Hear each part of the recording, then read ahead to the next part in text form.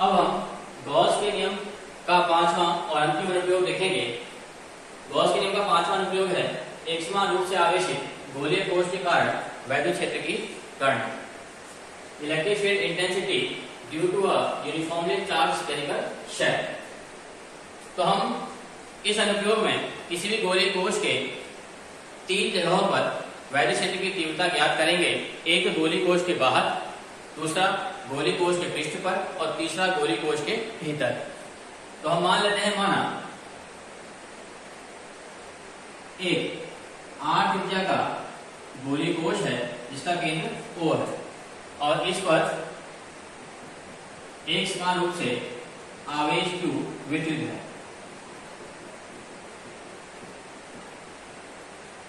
हम इस गोलीय कोश के बाहर किसी बिंदु पर वैद्युत क्षेत्र की तीव्रता ज्ञात करेंगे, दूसरा इसके पृष्ठ पर वैद्युत क्षेत्र की तीव्रता ज्ञात करेंगे और तीसरा इसके भीतर किसी बिंदु पर वैद्युत क्षेत्र की तीव्रता ज्ञात करेंगे। तो सबसे पहले हम देखते हैं गोलीय कोश के बाहर किसी बिंदु पर वैद्युत क्षेत्र की तीव्रता। तो हम मान लेते हैं माना इस गोलीय कोश के केंद्र O से r की दूरी पर एक बिंदु P है जिस पर हमें वैद्युत क्षेत्र की तीव्रता ज्ञात करनी है। तो हम इस बिंदु P के चारों ओर गॉस पृष्ठ बना देते हैं।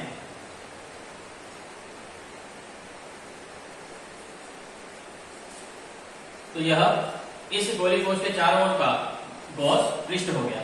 इस गॉस पृष्ठ के हम सूक्ष्म अवयव को ले लेते हैं सदिश क्षेत्रफल ds को। आज चूंकि पृष्ठ पर आवेश उपस्थित है अतः वैद्युत क्षेत्र की जो दिशा होगी वह भी बाहर की ओर होगी। अतः इस पृष्ठ ds से गुजरने वाला वैद्युत फ्लक्स, अतः इस पृष्ठ ds से होकर जाने वाला जो वैद्युत फ्लक्स होगा d phi e, यानी कि vector E dot vector ds। Direction दोनों की सेम रहेगी तो E ds सेम डायरेक्शन के कारण यहाँ पर एंगल आ जाएगा 0 और cos 0 1 होता है तो यह हो जाएगा E ds। अब ये तो हो गया इस संपूर्ण गॉस पृष्ठ के सूक्ष्म अवयव ds के कारण वैद्युत फ्लक्स। अब हम पूरे गॉस पृष्ठ का वैद्युत फ्लक्स ज्ञात करेंगे तो इसलिए संपूर्ण गॉस पृष्ठ का वैद्युत फ्लक्स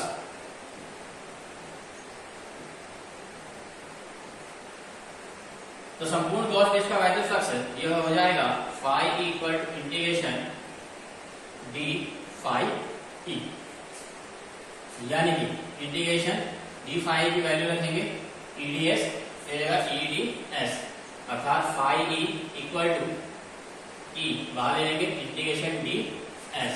अब यहाँ पर इंटीग्रेशन ds यानी कि इस संपूर्ण पृष्ठ का क्षेत्रफल। अब क्योंकि यह संपूर्ण ये गोलीय कोश है इसके बाहर का जो वैद्युत पृष्ठ होगा वह भी गोलीय होगा और गोले का जो पृष्ठ क्षेत्रफल होता है वह 4 पाई r स्क्वायर होता है। तो इस वैल्यू को यहाँ पर रखेंगे तो phi e इक्वल हो जाएगा e इंटू 4 पाई r स्क्वायर इक्वेशन फर्स्ट।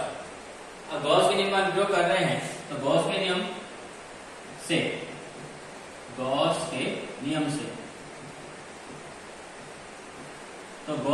से हम जानते हैं फ्लक्स phi इक्वल टू होता है 1 upon epsilon not into q, equation second. दोनों का जो फ्लक्स है तो समीकरण 1 व 2 से ले लेंगे। तो समीकरण 1 व 2 से तो E into 4 pi r square, E into 4 pi r square equal हो जाएगा 1 upon epsilon not into q. इस पूरी वैल्यू को यहाँ ले आएंगे तो E इक्वल टू हो जाएगा 1 अपॉन 4 पाई यहाँ इसके साथ ले लेंगे एप्सिलॉन नॉट के साथ ले जाएगा 1 upon 4 pi epsilon not r square को पूरी के साथ ले लेते हैं तो क्यू अपॉन आर स्क्वायर। तो यह हो जाएगा किसी भी गोलीय कोश के केंद्र O से r की दूरी पर किसी बिंदु P पर वैद्युत क्षेत्र की तीव्रता E बराबर 1/4πε0 q/r² होती है। इसके बाद हम ज्ञात करेंगे इस गोलीय कोश के पृष्ठ पर, गोलीय कोश के पृष्ठ पर नंबर 2,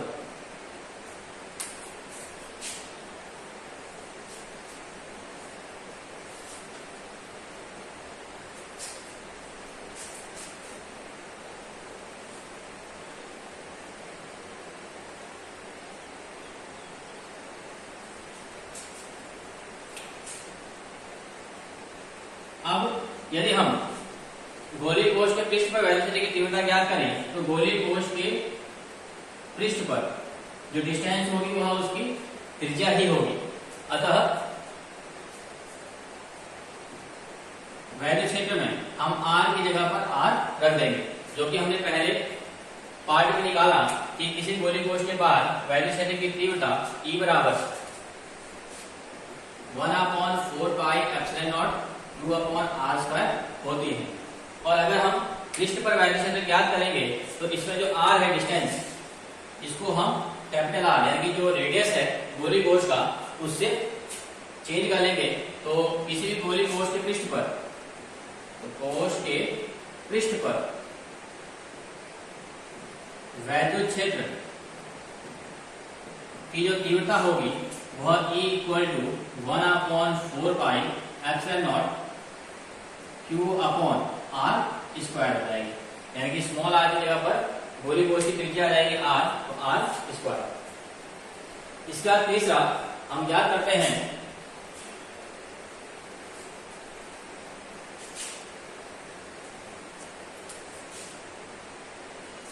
गोलीय कोश के भीतर। अब हम गोलीय कोश के भीतर वैद्युत क्षेत्र की तीव्रता ज्ञात करेंगे। तो हम मान लेते हैं, माना इस गोलीय कोश के भीतर किसी बिंदु Q मान लेते हैं, Q पर हमें वैद्युत क्षेत्र की तीव्रता ज्ञात करनी है और इस बिंदु Q की r से दूरी r' लेते हैं और यहां पर गॉस पृष्ठ हो जाएगा। गॉस पृष्ठ का सूक्ष्म अवयव इसको ds डैश ले लेते हैं, ds डैश वेक्टर।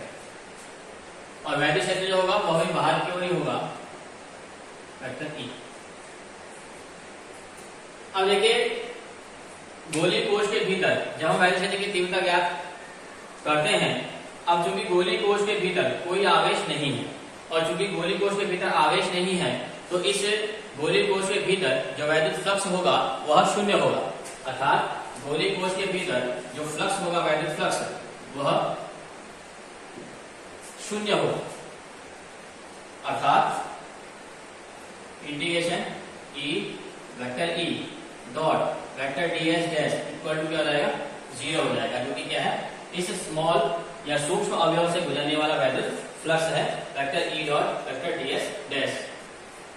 इसको सॉल्व करेंगे तो यह हो जाएगा E ds dash cos 0 equal to 0 cos 0 1, integration E ds dash equal to 0, E को बाहर लेते हैं, integration ds dash equal to 0। अब चूंकि integration ds dash equal to हो जाएगा भीतरी गोले का, ये सूक्ष्म गोला है, इसका पृष्ठीय क्षेत्रफल 4πr²। इस वैल्यू को हम रख देते हैं तो यह हो जाएगा E into 4πr² equal to 0। और इस पूरी वैल्यू को अगर हम वहां लेके जाएंगे तो यह हो जाएगा E इक्वल टू 0। अर्थात किसी भी गोलीय कोश के भीतर जो वैद्युत क्षेत्र की तीव्रता होती है वह शून्य होती है। और अगर हम लॉजिकली समझें तो क्योंकि गोलीय कोश के भीतर वैद्युत आवेश नहीं है, इसलिए वैद्युत फ्लक्स भी नहीं होगा और वैद्युत क्षेत्र भी सदैव शून्य रहेगा।